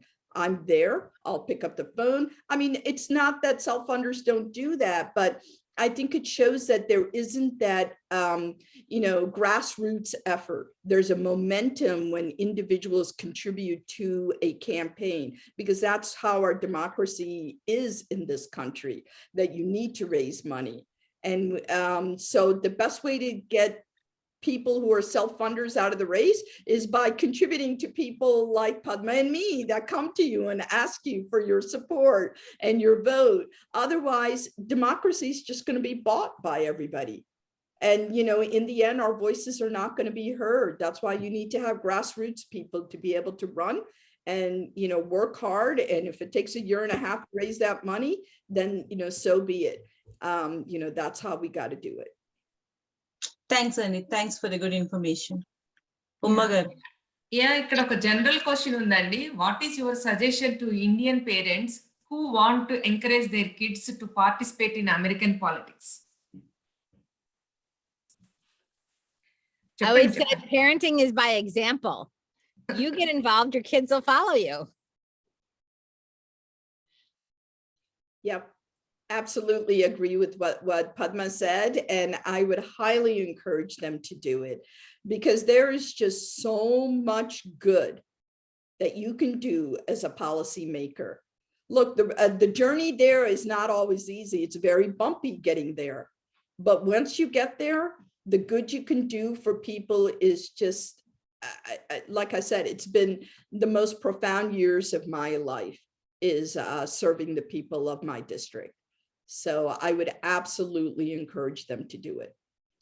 The other thing I would say is, if kids want to get involved in politics, tell them to go intern in somebody's office, whether it's at the local government level, whether it's at the state government level. Usually when they're in college, it's a lot easier to volunteer or be an intern for either a candidate or for a state official.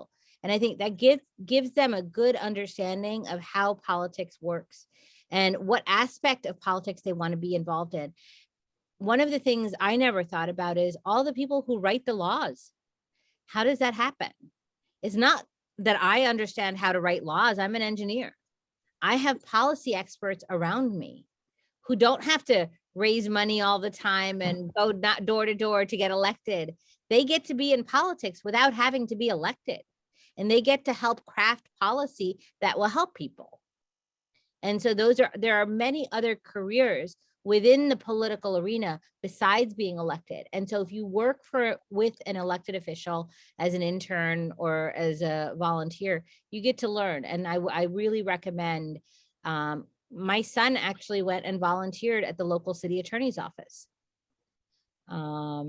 I think that's a great thing to do. Find a city board, find something to do locally. Excellent, Andy. Excellent. Inko question Padma gariki. Education system or curriculum has not changed over the years. Do you see that current youth have started disliking investing in education? Do you agree? And how should it be addressed? So kids investing in education. So I would say first that it's adults who spend the money on schools.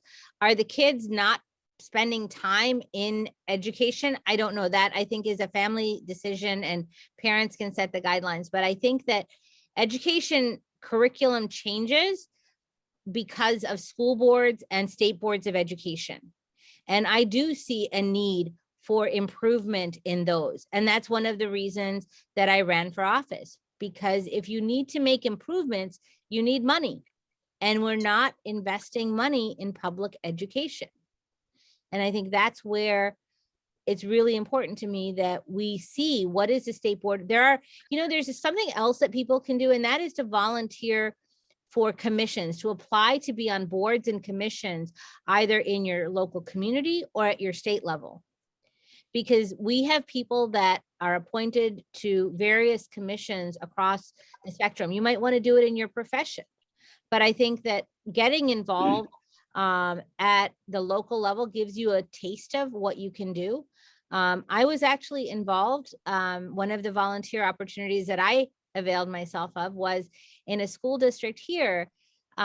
They wanted an immigrant involved in how they decide to teach sex education, because they discovered that immigrant parents don't talk to their kids about this particular topic. We are very hesitant. And so they had me as part of the committee that decided, you know, what videos to use, what information to provide. There were professionals there, but we as members of the community were also involved. And so there may be ways that any individual that wants to get involved in improving the curriculum can. You just need to reach out to your local school district and find out what opportunities there are at that level. Excellent అండి. కళారాణి గారు ఏదో మీకు ఇద్దరికి wishes చెప్తానంటున్నారు. ఒక్కసారి రాణక్క మాట్లాడండి. I just admire you for arranging this, and a lot of awareness from both Padma Garu and Aruna Miller, and I really appreciate them. Actually, I mentioned that we have to grow along with our children, anedi Padma Garu is specifying once and so many times, and encouraging the kids in politics. Ante 92 lo as soon as we came to this country, oka congressman దగ్గరికి వెళ్ళి an opportunity వచ్చి మళ్ళీ page గా Washington డీసీకి opportunity వస్తే, in those days I was so afraid. కానీ that is what she's keep saying, we have to give the kids to enter into the politics by we involving into the politics too, and just by knowing what's happening, like Aruna is saying, even the retired people can come and volunteer so that they will know what's happening. And itlantivanni kuda naku I really admire this, and only few people attend ayyamu, kani and even this is better than nothing. This is really future kosam. What they both are saying is, ivalta manam ayipoyindi కారులో తిరిగాం, doctors అయిపోయాం. Like I said, my kid by being a valedictorian అయ్యాడు. ఎంతో ఉన్న ఆ రోజుల్లో politics అనేటప్పటికి lot of people discouraged, and we were so afraid to motivate him. But in future, for the sake of our future generations, like everybody else is doing, but we are not. ఇద్దరు కూడా చాలా informative గా ఉందమ్మా. I just wanted to admire you both, and we would like to do whatever we can, maybe financial gaనే కాదు, like bringing 5 people, or మనం ఇచ్చేది కొంచెమే అయినా we'll try to bring awareness and involve everybody అనేది. That's all I wanted to tell you. నా అన్ని questions కూడా almost, if anybody is interested, you gave them direct contact ichi, we can help you, mentor you అని చెప్తున్నారు, both of you. I really appreciate that. Just admire you and wish you all the best. Definitely we'll be there. Even at least I pray for you, and you have to win. You are going to win. God bless you. And you will bring more motivate more and more people into politics, especially women. God bless you. God bless us all. Thank you. Thank you, Uma. So much, Andy. Thank you. Thank you for your blessing, Andy. Next ఒక question ఉందండి, శ్రేయ తను అడుగుతుందంట. అమ్మా Shreya. Yep, I'm here. Yeah, go ahead. So I had 2 questions. So the first one is that I know you mentioned the importance of local elections and us Indian Americans voting in there. So my question is that a lot of people, so for example, my grandparents or my parents who come here, they have to kind of get a lot of knowledge about the backstory to politics to make those decisions. So when you're voting locally, how do you educate people on kind of what the impact is, you know, how to vote for their ideals, what exactly they're voting for when it comes to locally, because presidentially, you get a lot of information that way. So that would be my first question. Local candidates usually have websites. Okay. And I would look for the websites or a Facebook page to find out what they're standing for and who they're surrounding themselves with. Something that's really important to me was that when I ran, I had an endorsement from former Maryland Assemblywoman Arna Miller on my website. And, you know, having those endorsements, knowing who you keep company with is really important. So do they have a track record? What have they done in the community? What have they done? Where have they volunteered? You can see all those things by going to those sites. So this is, I think, one easy way of knowing about local officials, like what platform are they running on? And then talking to neighbors, right? Find out who else is running and what people are saying. And sometimes there's an organization called the League of Women Voters. It's a really powerful organization. It's, again, a nonprofit like TANA, and they have candidate forums. And they ask candidates questions, and each candidate responds. And you can listen to their responses and determine whether, and nowadays they do it via Zoom. They have it on YouTube. You can watch it anywhere. I've participated in a number of these. And so I think that's another place. And you'll always get people coming to your door. If they're not coming to your door, that means that they're not interested because you might not be voting. And that's really a problem. Because I'll tell you, we target people who vote when we knock doors. And so it's really important that you get to talk to the people that come to your door, and you do that by voting, because I've had so many good conversations at the doors about what is it that people care about. And that's actually helped me shape my platform of what are the issues that I'm going to support. And so I think continuing to vote so you engage with candidates, because then they'll engage you, checking out websites and finding out who their endorsers are.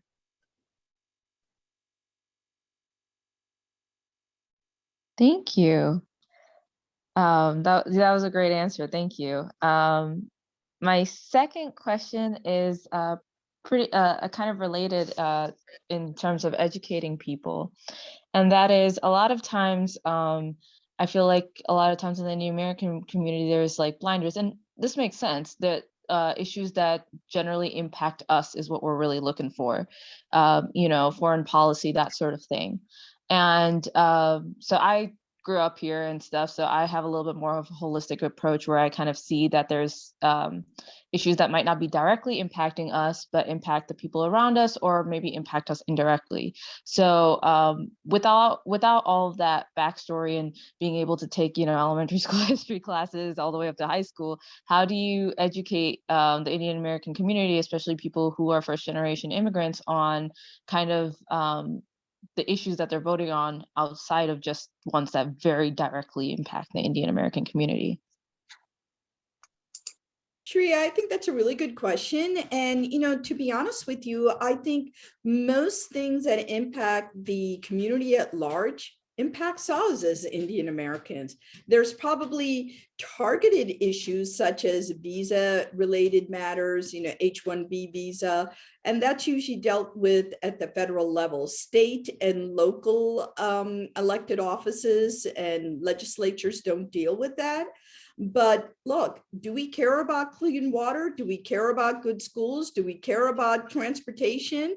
Do we care about protecting the environment? I think these are all things Indian Americans care about, and getting jobs, and, you know, making sure we invest in our economy and women's rights, and, you know, racial, social justice issues.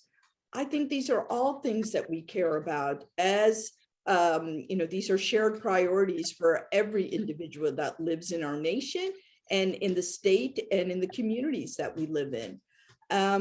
So I would say that, you know, again, there are certain unique things that may relate to us more, from H-1B visa, and maybe having more linguistic opportunities, when government things are being sent to mailboxes, maybe written in different languages, maybe the opportunity to teach Telugu in our public schools, because certainly there's lots of other languages that are taught. So there are some unique things, but by and large, I'd say most of it affects all our lives. Shreya, I'm gonna take on sort of an issue that has impacted me over the last 4 years a lot, but especially in the last year since President Biden was sworn in. And that is a lot of people are single issue voters. I have people who vote. I mean, you heard me. I care a lot about education, affordable K-12. I mean, affordable college education, as well as primary K-12 education. But there are a lot of people who care about a different single issue. There are people who care simply about the environment and making sure we protect our natural resources and do something about climate change. There are others who care about the women's right to reproductive health care, and that is their single issue. There are people who care about guns, and that is their single issue. Wherever they fall on that particular issue, they may be for believing in medical science, or they may be no more abortions at all. And that makes no sense to me. But the whole idea that you wouldn't embrace reproductive health care for all is important to me. But there's another issue that affects a lot of people who are first generation immigrants, and that is the United States relationship with India. And that is something that people will come to me and say, your party is not doing X right now when so-and-so is in office. Well, then you need to find your federal level representative and go to their town halls, write them letters. Do you remember when I said we wanted a cricket field? And then I was on planning commission, we had a survey. We have thousands of people here in Troy who could have written a letter. They didn't. So this is really important that we learn how to use our voice in advocating for our interests. And I will say that if this is a single issue that they have to voice it start at the local level. Make sure that your state lawmakers know. Make sure that you're going to the town halls of your federal representatives, because your local and your state representatives can elevate it to your federal representatives. And this is what I do, because when people come and tell me that they are not happy with X, I can go tell them, or if they need help with X, I can say, come to my town hall. Yesterday, I had coffee hours. There are 11 subdivisions in my current district that are affected by noise because of the expansion of a highway.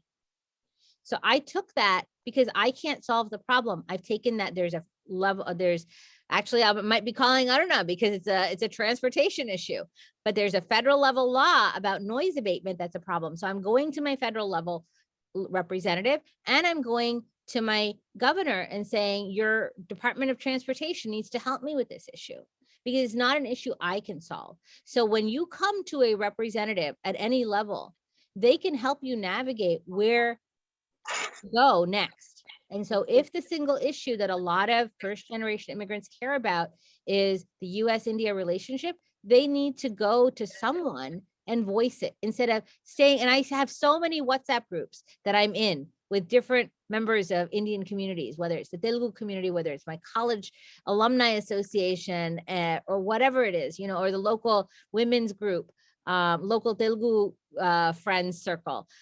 And they post it in that circle, the frustration that they have. They have to voice it outside. Because if you want change, you have to ask for it. It's not going to happen by itself. Right, of course. And the reason I kind of asked this question, so just for context in the background, is that a lot of times, obviously the presidential election was the last time we had such massive conversations about this. But what ended up happening was when the conversations I had with family friends, so I care about multiple issues. So for example, women's health, like you said, racial equality, all sorts of other issues that I kind of know, again, just by growing up here. But what would end up happening is that they would kind of vote on a single issue without seeing kind of the holistic approach about, okay, it's not just about the foreign relations, but also what about our, reproductive health for our fellow Indian women, that sort of thing. So so that was kind of the context of where I was coming from, where it was like, I do understand the impact that these single issues have, and I'm not discounting that at all, but also just kind of educating the Indian community as a whole about the other issues that could potentially impact them. So that was kind of where I was coming from with this question. Understand completely.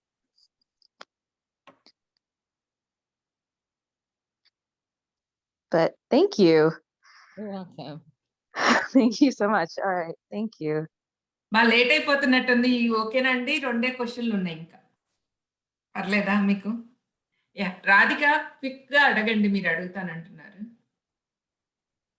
Namaste Andy. Congratulations, you are our pride. It's so happy to see you actually, somebody flesh and blood. Ante vintuntam peru gani, but to see you talk and really you have made great strides as pioneers, I would say that. Thank you, Uma and Emma. You're doing an excellent job, like putting a very, very good, very useful session for all of us. And democracy ki mana participation as citizens is very important. That's what I keep telling people. That said, and indaka nunchi meer maatladutunte I've been listening to you. I was having this question, like, is there a single policy decision? I mean, it need not be single. The best example of one policy decision that you made, or you impacted one way or the other, that made a lot of difference to a lot of people. అలాంటిది ఏదన్నా మీరు చేశారా? మీ దాంట్లో one of the best example like that. ఈ policy నేను చేసేసాను, so like 100 people were benefited, like 1000 people, anything like that. అలాంటిది ఏదైనా ఉంటుందా? Will we get a high? Okay, ఇంత కష్టపడతాం, మీరు చెప్పినట్టు 300K రేస్ చేస్తారు, వెళ్తారు. Do you feel that I participated in some big great movement అని అలా అనిపిస్తుందా? Do you want to go first? Or do you Sure, want? I'm happy to go. That's a great question, Radhika Garu. I can tell you so many pieces of legislation, not just that I was the lead sponsor on, but I was also the co-sponsor on. We were able to repeal the death penalty in the state of Maryland. Up until then, we still had death penalty on the books. Okay, again, to me, that's such an immoral thing to be able to, as a punishment, so we were able to repeal that. We were able to pass what's called the DREAM Act, which is for undocumented students that are living in our state, that they can go to college and they don't have to pay, out-of-state tuition. We passed marriage equality while I was in the legislature. Me personally, I was able to pass things like making sure that every high school had a mandatory computer science education class. It was hard for me to believe that it was only in the zip codes where it was a high income area where this was offered, and not in the urban areas or the rural areas, which is just, I just couldn't understand that, when really computer science is the next language, right? Computer language is really the next language of the 21st century jobs and the good jobs that are out there.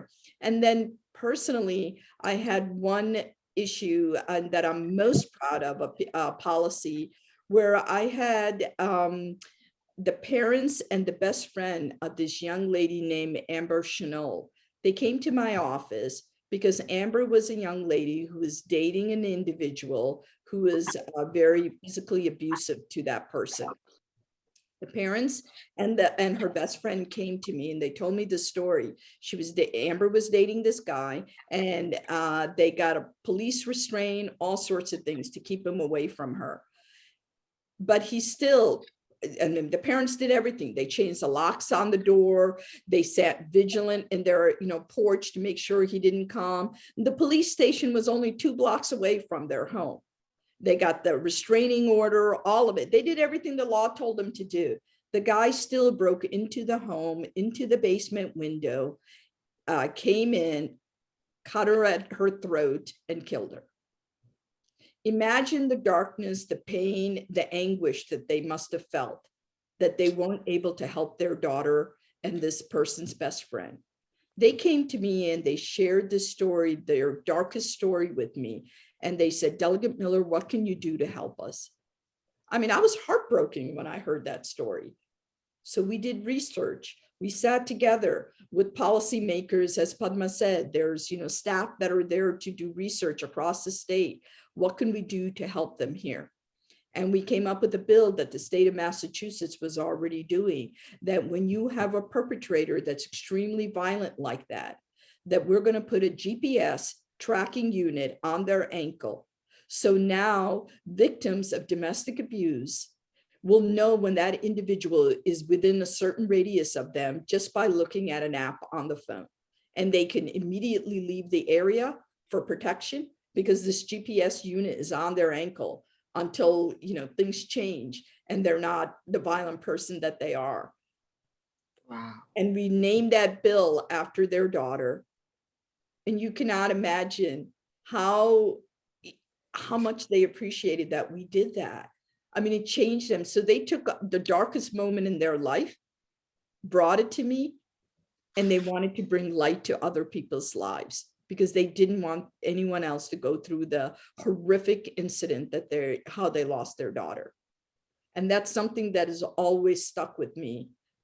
That is my most important piece of legislation that I say that I did, that I was proud to be the lead sponsor on. Wow. For that question. Extraordinary, that's something that you have changed lives right there. Just one follow-up question, and just because you did it in Maryland, again, it's not applicable like around the nation, right? Again, every state has to do this, right? That's right, Andy. Unless a federal law passes a bill that affects all the states in the US Congress, and that never happens. We know in Congress, they can't even get along. They can barely pass anything right now there. So that's why, as Padma said earlier, your state representatives, your state assembly has such a profound impact. Exactly what was running through my mind, all the time. Like, this is really something, a big takeaway for all of us, I guess. Like when we speak, until now, we thought like it's all like, the presidential elections are all the things that we should really care about. Really, this matters, I think. Kudos to you for doing what you're doing, really. Here, I mean, really. So I have a different take on this because I live in a state where our governor is Democrat, and both of our legislative chambers are Republican. And because I flipped a seat, I was told by my leader in the Democratic caucus that they would never let me pass a bill because we would have to give up too much to negotiate for one of my bills to get passed. So while I didn't have the ability to pass a bill yet, what I have been able to do is go and negotiate and advocate and activate more people. And so one thing that we were able to do last year on Diwali was that the governor signed a law that I had introduced a bill to repeal the tampon tax. So feminine hygiene products starting on February 3rd will no longer be taxed in the state of Michigan. That's good. That's good. Huge thing. But I'll tell you, I think I realized the most important thing that I'm doing is just being there as me. I had a conversation with one of my colleagues this past June, and we were talking about, it was a social event where they're trying to bring Democrats and Republican legislators together. We were just having a meal together and we were chatting, and somehow the issue of immigration came up. Now, he comes from the party where they want to build the wall. And I come from the party where they want to talk about kids in cages and undocumented immigrants. And I said to him, how come we never talk about legal immigrants? And this year, he and I are going to be introducing a policy resolution to elevate the issue of country backlog, because it's a huge issue. Most Americans don't understand. What do you mean country backlog? What is that? Every Indian you know knows about country backlog because there's so many of them. And so I've elevated this issue with someone who lives in a part of Michigan that he probably doesn't interact with a lot of immigrants. So I've made him aware. And not only is he aware, he's willing to support me and co-sponsor this resolution with me to pass a federal level legislation. And I've been talking to Republican stakeholders. I've been talking to business stakeholders, asking them to support this resolution to elevate the issue so that our Congress people across Michigan, Democrat and Republican, see that there's a grassroots support for this. So now if we can expand this, and I've been talking to other organizations, there's a national organization that I followed for a long time that Arno probably knows about. There's another phenomenal brown woman that ran it named Neera Tandon, Center for American Progress. And I discovered that Center for American Progress doesn't advocate on this issue. It affects 1 million people plus right now. And it really needs to be addressed. It not just affects people from India, but people from Honduras and Guatemala and Mexico. And so 13 countries, I think, are in the backlog. The people from 13 different countries are in the country backlog because of country quota limits. And we are in a real bind in this country with worker shortages. We've always used immigration historically in this country to address our worker shortage issues. And so we're not doing that. So this would be a really good way to bring Republicans and Democrats together at the state level to showcase to the people in DC how we can come together to agree on something. And so these little wins are what keep me going, because I can't write lots of policy because it's the Republicans on both sides who are in control. The other thing I'll say is 4th graders come to the state capitol for a field trip. Every time 4th graders come from my district, if before the pandemic, not now during the pandemic, I get to do it on Zoom, but when they came to the Capitol, I would run from my office over to the state Capitol building because we have our offices in the Anderson House office building. And one day, this little girl was really excited and excitable and touching everything. And teacher kept on, "Icheku, tirtune undi." Time anta, a 20 minutes una time anta. Chivarki a pillo vachi, "Representative Guppa, will you give me your autograph?" And again, Oh. it doesn't stop there. So I said, "What's your name?" And she's like, "Nivi." And I kind of knew Nivi. And I said, "No, what's your full name?" Because teacher tirtunappudu Nivi antaru. Nivedita ani cheppindi. Ne adiganani Nivedita అని రాశానని అమ్మాయి మొహం ఎంత వెళ్ళిపోయిందంటే అంత వెళ్ళిపోయింది. Imagine if I had had that when I was growing up, how much more confidence I would have had. నేను అది కూడా ఆలోచిస్తున్నానండి. ఇప్పుడు అని మీరు చెప్తున్నారు చాలా మందికి you're mentoring now through this zoom session. అసలు మీకు ఎవరు ఉంటారా అది అని కూడా I was thinking that makes you truly great. Aruna garu నన్ను ఎంత ఎంకరేజ్ చేశారో 18 లో. Wow, awesome. Like it's really like I think you should do more of these Zoom sessions and you get a lot of support. I'm thinking అంటే in person చూడాలి కదా మనం, ఏదో news item లాగా ఎట్లా you look at people, you know. But this is a great thing. అందుకే ఉమాకి like great job Uma, like you know you're creating these bridges which will take our community as such a long way, I feel, you know. Awesome andi asalu extraordinary work this is, you know. Kudos to you and all the best. Thank you Radhika. And అసలు మీ ఇద్దరికి మాత్రం thanks చెప్పుకోవాలండి. ఎంత patience తో 2 hours దాటిపోయింది అయినా కూడా మీరు ఎంతో పేషెన్స్ తో ఓపిక చెప్పటం అన్నది గ్రేట్. మాకు మన కమ్యూనిటీ సర్వీసెస్ కోఆర్డినేటర్ రాజా గారు ఉన్నారు, ఒక్కసారి కాల్ చేస్తాను. రాజా మీరు మాట్లాడతారా కొంచెం? హలో రాజా. ఉమా గారు సారీ అండి, నేను బయట ఉన్నాను, please go ahead. Sorry. Okay that's fine. Okay yeah, thank you so much అండి మీ ఇద్దరికిను. మీ టైం మీరు నాకు తెలుసు చాలా ప్రెషియస్. మీరు క్యాంపెయినింగ్ లో అట్లా చాలా హడావిడిగా ఉన్నా మాకు టైం స్పేర్ చేసి తానాకి వచ్చి మా అందరికి మీ ఎక్స్పీరియన్సెస్, చాలా ఇన్ఫర్మేషన్ ఎలాగా రన్ చేయాలి అన్నది కూడా మీరు చెప్పారు. బోల్డెన్ సజెషన్స్ ఇచ్చారు. Thank you so much Padma గారు అండ్ అరుణ గారు. Thank you for your time అండి. నమస్తే Thanks, అండి. and thank you very much, and good luck. Thank you. Thank you. Thank you. Thank you. Thank okay you. అండి. Bye-bye. ఆమె end Thank you. చేస్తున్నానండి. Bye. Okay thank you. Sure.